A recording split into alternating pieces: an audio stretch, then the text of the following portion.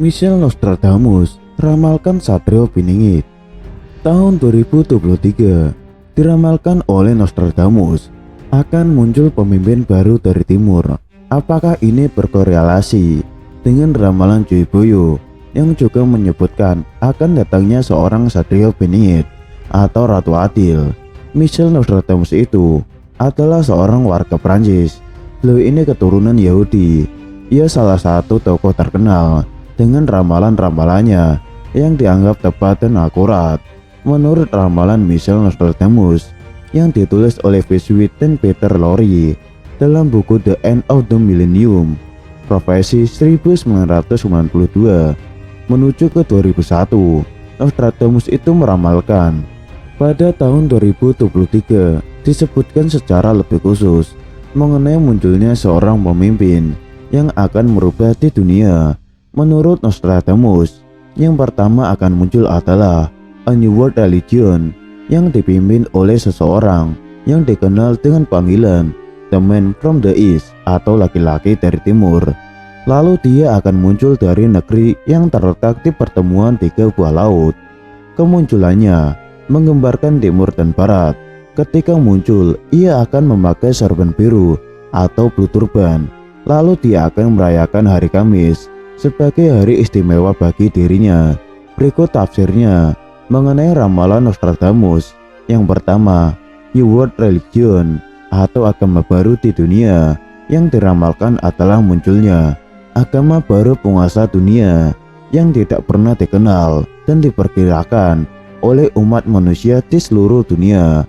Mungkin agama baru itu adalah agama Trisula hidup, yakni agama yang hanya berisi 3 perintah dan 3 larangan. Mengenai 3 perintah itu adalah manusia harus melakukan perbuatan yang benar, lurus dan jujur. Dan ketiga larangan itu adalah manusia tidak boleh melakukan perbuatan yang merugikan orang lain, tidak boleh mencuri dan berbuat kejahatan. Tafsir selanjutnya mengenai the man from the east atau laki-laki dari timur. Itulah julukan yang diberikan kepada pemimpin agama baru ini. Dikatakan dia akan menghapus seluruh agama-agama dan akan mendirikan agama baru yang akan dianut semua makhluk di jagat raya. Mungkin dialah sosok Satrio Piningit yang akan menjadikan dunia ini damai dengan apapun yang ada di dalamnya. Lalu tafsir yang ketiga muncul dari negeri yang terletak di pertemuan 3 buah laut, yang berarti kemunculannya itu dari pertemuan 3 buah laut. Diperkirakan ia akan muncul di Pulau Sulawesi karena merujuk ketika pertemuan laut. Sebelah utara Pulau Sulawesi itu adalah Laut Sulawesi, di sebelah selatannya adalah Laut Flores, dan di sebelah timurnya adalah Laut Maluku. Berarti laki-laki yang dimaksud berada di Indonesia bagian timur, tepatnya di Sulawesi. Mungkin ia menyembunyikan diri sambil menanti waktunya untuk terbit. Hal ini barulah prediksi semata. Kemunculannya itu menggambarkan timur dan barat. Maksudnya, kemunculannya akan menggambarkan seluruh dunia beserta seluruh isinya. Tafsir yang selanjutnya, ketika muncul, dia memakai sorban biru. Dan pula julukan mengenai topi turban resolvens adalah sehelai kain yang lazim digunakan oleh umat Islam, yang biasanya digunakan oleh orang Arab pada zaman pra-Islam untuk mengatasi hawa dingin atau teriknya matahari. Lalu tafsir berikutnya ialah merayakan hari Kamis sebagai hari istimewanya, mungkin karena hari lain adalah hari istimewa untuk agama lainnya. Namun, satu hal yang harus diyakini, semua kembali kepada kepercayaan masing-masing.